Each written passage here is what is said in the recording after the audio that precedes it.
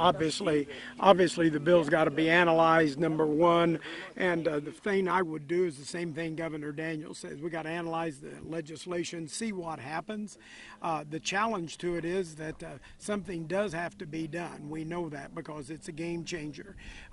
That's the challenge. The good news is it's going to mean more Hoosiers are covered with health insurance, and the number of people right now that are going to emergency rooms without health insurance and driving the cost up for the rest of us, that will be going down.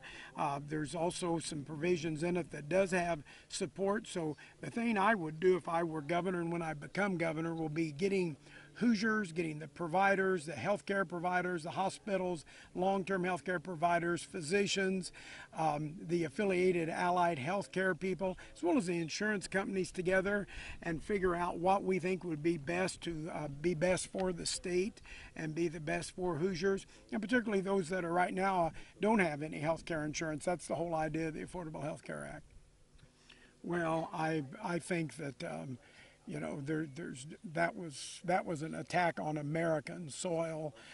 That was the Pearl Harbor of our generation, and I think the comments were totally inappropriate. But we've tried to tell people for the last year and a half that he's extreme and not mainstream, but he's managed to get by with it, and hopefully this will cause people to take a look and see what he's been saying and what he's really about. It's still, I have said from day one, this election's about jobs, and it's about jobs and the economy. What I'm trying to point out to people is he's never had one jobs bill the whole time he's been in Congress. He's been about nothing but social issues, and there's no reason to think that changes. And when you see these comments like this, you'd have to question his fitness to govern. You know what, I'm not running against Governor Daniels for governor.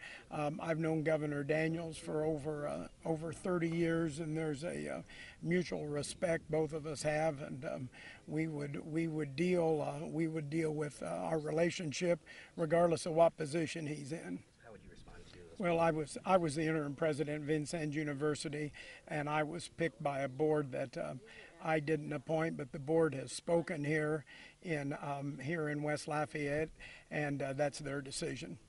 Thanks, guys.